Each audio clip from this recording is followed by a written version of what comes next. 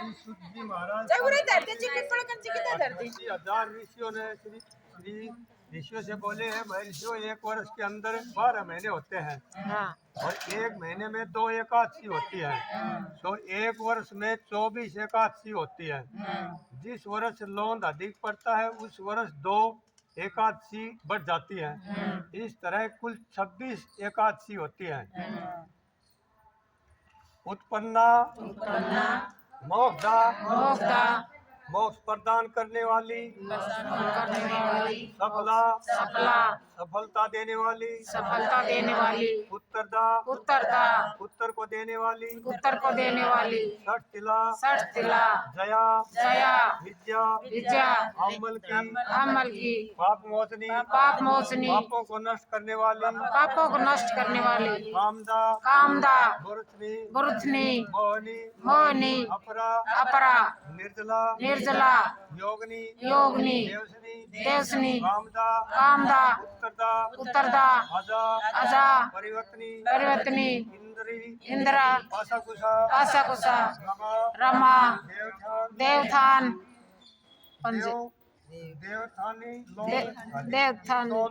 एकादशियों का नाम कर्मानुसार पद्मनी और परमा। हाँ, ये सब एकादशी तथा नाम तथा गुण वाली है। इन एकादशियों के नाम तथा गुण उनके व्रत की कथा सुनने से मालूम होंगे। जो मनुष्य इन एकादशियों के व्रत को शास्त्र अनुसार करते हैं उन्हें उसी के फल की प्राप्ति होती है। नैमिषारण्य में 76 में श्री सूत जी ब्राह्मण से बोले, हे ब्राह्मणों, विधि सहित इस एकादशी महात्म को भगवान श्री कृष्ण ने कहा था। प्रेमी जन ही इस व्रत की उत्पत्ति को प्रेम पूर्वक सुनते हैं और इस लोक में अनेकों सुखों को भोगकर अंत में विष्णु पद को प्राप्त होते हैं। श्री सूत जी बोले, ब्राह्मणों, सबसे प्रथम इस एकादशी महात्म को भगवान श्री कृष्ण ने अर्जुन से कहा था। उसी के अनुसार मैं आपसे कहता हूँ।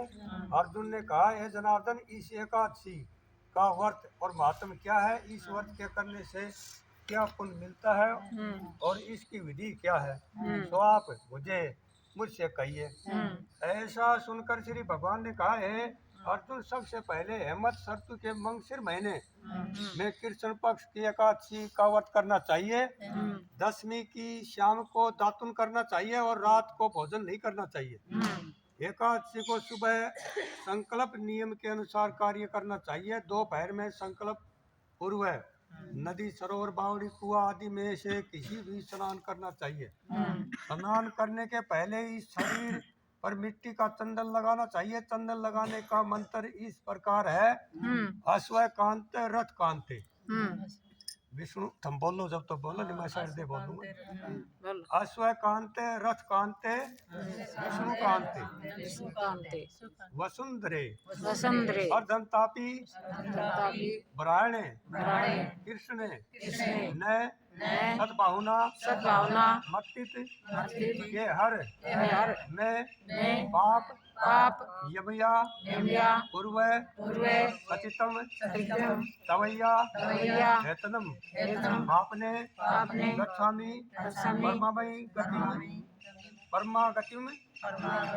व्रत करने वाले को स्नान करने के पश्चात पापी, चोर, पाखंडी, दूसरे की बुराई करने वाला, पर स्त्री गमन करने वाला, दुराचारी, दूसरे के धन को चुराने वाला, मंदिरों में चोरी करने वाला, सब मनुष्य से बात नहीं करनी चाहिए। यदि अनजाने में इनसे बात हो भी जाए, इस पाप को दूर करने के लिए सूर्य नारायण के दर्शन करने चाहिए। स्नान के बाद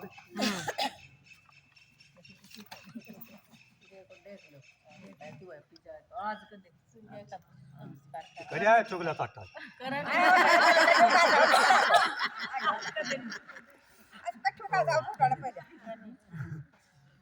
धूप दीप नैवेद्य से भगवान का पूजन करना चाहिए। रात को दीप दान करना चाहिए। ये सत्कर्म भक्ति पूर्वक करने चाहिए। उस रात को नींद और स्त्री प्रसंग को त्याग देना चाहिए। एकादशी के दिन तथा रात्रि को भजन, सत्संग आदि कर्मों में व्यतीत करनी चाहिए। उस दिन श्रद्धा पूर्वक ब्राह्मणों को दक्षिणा देनी चाहिए और उनसे अपनी गलती की क्षमा मांगनी चाहिए। धार्मिक जनों को शुक्ल और कृष्ण पक्ष की दोनों एकादशियों का एक साथ समझना चाहिए। उनमें भेद मानना उचित नहीं है। ऊपर लिखी विधि के अनुसार जो मनुष्य एकादशी का व्रत करते हैं उनको शाखों द्वारा तीर्थ में स्नान दर्शन करने से जो पुण्य मिलता है वह एकादशी व्रत के पुण्य के 16 भाग के बराबर भी नहीं है। वह तिथि योग में, संक्रांति में तथा चंद्र सूर्य ग्रहण में दान देने से और कुछ क्षेत्र में स्नान करने से जो पुण्य प्राप्त होता है वही पुण्य मनुष्य को एकादशी का व्रत करने से मिलता है। और ये मेघ यज्ञ करने से जो पुण्य प्राप्त होता है उसे 100 गुना पुण्य एकादशी को उपवास करने से मिलता है। 1000 तपस्वियों को 60 वर्ष तक भोजन कराने से जो फल मिलता है वह फल इस एकादशी का व्रत करने से प्राप्त होता है। जो पुण्य वेद पाठी ब्राह्मण को 1000 गोदान करने से मिलता है उसे 10 गुना अधिक पुण्य एकादशी का व्रत करने से मिलता है। 10 श्रेष्ठ ब्राह्मणों को भोजन कराने से जो पुण्य मिलता है वह एकादशी के पुण्य के 10 भाग के बराबर भी होता है। 10 उत्तम ब्राह्मणों को भोजन कराने में जो पुण्य मिलता है उतना ही पुण्य एक ब्रह्मचारी को भोजन कराने से होता है। इस पुण्य से 1000 गुना पुण्य कन्या और भूमि का दान करने से प्राप्त होता है। कन्या और भूमि दान के पुण्य से 10 गुना पुण्य, विद्या दान से 10 गुना पुण्य भूखे को भोजन देने से होता है। अन्न दान के बराबर संसार में कोई दूसरा पुण्य नहीं है। इस दान से स्वर्ग पितर तर्पण हो जाते हैं। इस दान का महात्म देवता भी वर्ण नहीं कर सकते। ये निर्जल व्रत करने का आधा फल एक बार भोजन करने के बराबर होता है। उपरोक्त कोई सा एक व्रत जरूर करना चाहिए। एकादशी का व्रत करने पर ही यज्ञ, दान, तप आदि मिलते हैं, अन्यथा नहीं। अतः एकादशी का व्रत अवश्य ही करना चाहिए। इस व्रत में शंख से जल नहीं पीना चाहिए। मछली, सूअर तथा अन्न एकादशी के व्रत में वर्जित है। एकादशी व्रत का फल 1000 यज्ञों से भी अधिक है। ऐसा सुनकर अर्जुन ने कहा, हे भगवान, आपने इस एकादशी के पुण्य को अनेक तीर्थों के पुण्य से श्रेष्ठ तथा पवित्र क्यों बतलाया है, सो सब कहिए। भगवान बोले, हे अर्जुन, सतयुग में एक महाभयंकर मुर नाम दत्त का था। उस मुर दत्त से सभी देवता अत्यंत भयभीत रहते थे। दत्त ने इंद्र आदि देवताओं को जीत उन्हें उनके स्थान से गिरा दिया। तब देवेंद्र ने महेंद्र से प्रार्थना की कि शिव शंकर, हम सब लोग इस समय मुर दत्त के अत्याचारों से मृत्यु लोक में अपना जीवन व्यतीत कर रहे हैं। कृपा कर इस दुख से छूटने का कोई उपाय बतलाइए। महादेव जी बोले, हे देवेंद्र, आप श्री विष्णु भगवान के पास जाइए। इंद्र तथा अन्य देवता शिव सागर जहाँ पर एक भगवान विष्णु शया पर शयन कर रहे थे गए और देवताओं सहित इंद्र ने उनकी इस प्रकार स्तुति की, हे देव देवताओं के देवता और देवताओं के देवताओं को द्वारा स्तुति करने योग आपको बारंबार प्रणाम है। हे दत्तों के सारक, हे मधुसूदन, आप हमारी रक्षा करें। हे जगन्नाथ, समस्त देव दत्तों से भयभीत होकर आपके शरण में आए हैं। आप ही इस संसार के कारक और कर्ता हैं। सबके माता पिता, जगत की उत्पत्ति, पालन और सार करता तथा देवताओं के सहायता करने वाले और शांति प्रदान करने वाले हैं। आकाश पाताल आप ही हैं। तीनों लोकों को उत्पन्न करने वाले ब्रह्मा, सूर्य, चंद्र, अग्नि एवं समन मंत्र, यजमान, यज्ञ कर्म करता, भोक्ता आदि आप ही हैं। हे देव, शरण में आए हुए कि आप ही रक्षा करने वाले हैं। इस समय दत्तों ने हमें संरक्षण निकाल दिया है। अब आप हमारी रक्षा कीजिए। देवताओं द्वारा करुणावाणी को सुनकर श्री विष्णु भगवान बोले, हे देवताओं, वह कौन सा दत्त है जिसने देवताओं को जीत लिया है? कहाँ है, कहाँ रहता है तथा उसमें कैसा बल है, यह सब मुझसे कहो। भगवान के वचनों को सुनकर इंद्र बोला, हे भगवान, प्राचीन समय में नाड़ी जग नाम का एक दत्त था। उस दत्त की ब्रह्मवंश से उत्पत्ति हुई थी। उसी दत्त के लड़के का नाम मुर है। वह अपनी राजधानी चंद्रावती में, जिसने अपने बल से समस्त विषय को जीत और सब देवताओं को देवलोक से निकाल कर इंद्र अग्नि यम वरुण चंद्रमा सूर्य बनकर पृथ्वी को तपाता है, मेघ बनकर जल की वर्षा करता है। अतः आप इस दत्त को मारकर देवताओं की जीत कराओ। इंद्र के वचन सुनकर श्री विष्णु भगवान बोले, हे देवताओं, मैं तुम्हारे शत्रु का शीघ्र ही संहार करूंगा। अब सब चंद्रावती नगरी को जाइए। इस प्रकार भगवान विष्णु देवताओं से कहकर उनके पीछे पीछे चंद्रावती नगरी को चल दिए। उसी समय मुर अनेक दत्तों के साथ युद्ध भूमि में गरज रहा था।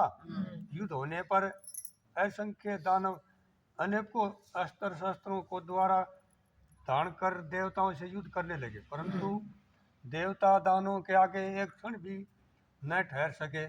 तब भगवान ही युद्ध भूमि में आ गए। भगवान विष्णु को देखा तो उन पर अस्त्र शस्त्रों का प्रहार करने लगे। भगवान भी चक्कर और गदा से उनके शस्त्रों को नष्ट करने लगे। इस युद्ध में अनेकों दानव सदैव के लिए सो गए, परंतु दत्तों का राजा मुर भगवान के साथ निश्चल भाव से युद्ध करता रहा।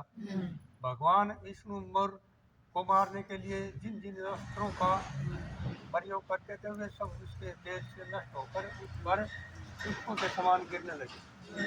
वह आपस में मल युद्ध करने लगे, परंतु उस दत्त को नहीं जीत सके।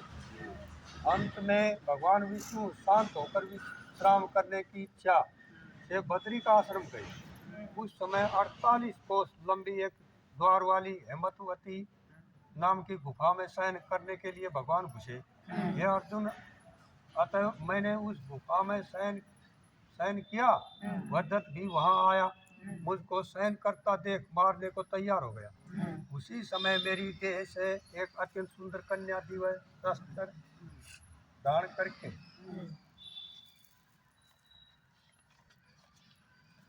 धारण करके उत्पन्न हुई और दत्त के सामने आकर युद्ध करने लगी। वह दत्त इस कन्या से लगातार युद्ध करता रहा। कुछ समय बीतने पर इस कन्या ने क्रोध में आकर उस दत्त के अस्त्र शस्त्रों के टुकड़े टुकड़े कर दिए, रथ तोड़ दिया। तब वह दत्त महान क्रोध करके उसे मल युद्ध करने लगा। उस कन्या ने उसको धक्का मारकर मूर्छित कर दिया। जब वह दत्त मूर्छा से जगा तो उस कन्या ने उसका सिर काट यमपुर पहुंचा दिया। अन्य समस्त दानव भी ऐसा देखकर पाताल लोक को गए। जब भगवान विष्णु की निंदा टूटी तो उस दत्त को मरा देखकर अत्यंत आश्चर्य करने लगे और विचारने लगे कि दत्त को किसने मारा। तब वह कन्या भगवान से हाथ जोड़कर बोली कि हे भगवान, यह दत्त आपको मारने को तैयार था, तब मैंने आपके शरीर से उत्पन्न होकर इसका वध किया।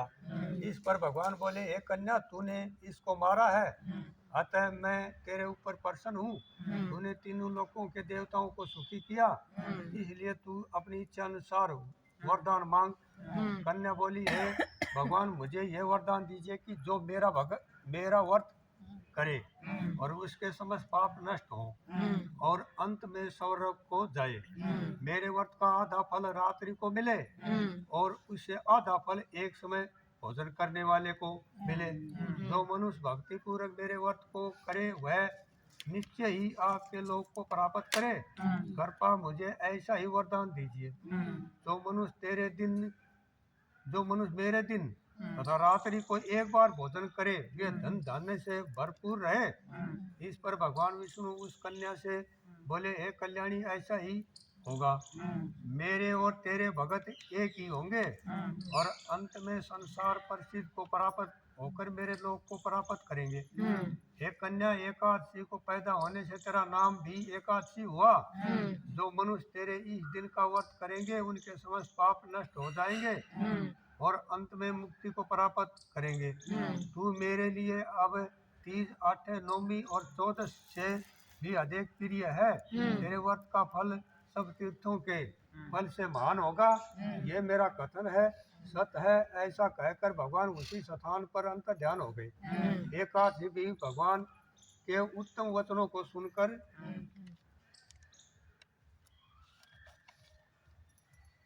बाबा मेरी रोटियां तो खूब गैस ना वो पहला दिन की सर 10वीं अत्यंत प्रसन्न हुई। हे अर्जुन, सब तीर्थों दानों व्रतों के फल से एकादशी व्रत का फल सर्वश्रेष्ठ है। मैं एकादशी व्रत करने वाले मनुष्य के शत्रुओं को विघ्नों को नष्ट कर देता हूँ और उन्हें मोक्ष दिलाता हूँ। अर्जुन, यह मैंने तुमसे एकादशी की उत्पत्ति के बारे में व्रत लाया है। एकादशी पापों को नष्ट करने वाली है और सिद्धि को देने वाली है। उत्तम मनुष्यों को दोनों पक्षों की एकादशी को समान समझना चाहिए। उनमें भेदभाव मानना उचित नहीं है। जो मनुष्य विष्णु भगत है उनको धन है। जो मनुष्य एकादशी महात्म को श्रवण और पठन करते हैं उनको अवश्य में यज्ञ का फल मिलता है। जो मनुष्य भक्ति पूर्वक कथा सुनते हैं वे विष्णु लोक को जाते हैं और करोड़ों वर्षों तक उनकी उस जगह पूजा होती है। जो एकादशी महात्म की चौथाई भाग को सुनते हैं उनके धर्म हत्या आदि के महान पाप नष्ट हो जाते हैं। विष्णु धर्म के समान संसार में कोई दूसरा धर्म नहीं है और एकादशी व्रत के बराबर कोई भी दूसरा व्रत नहीं है। बोलो ग्यारह माता की जय।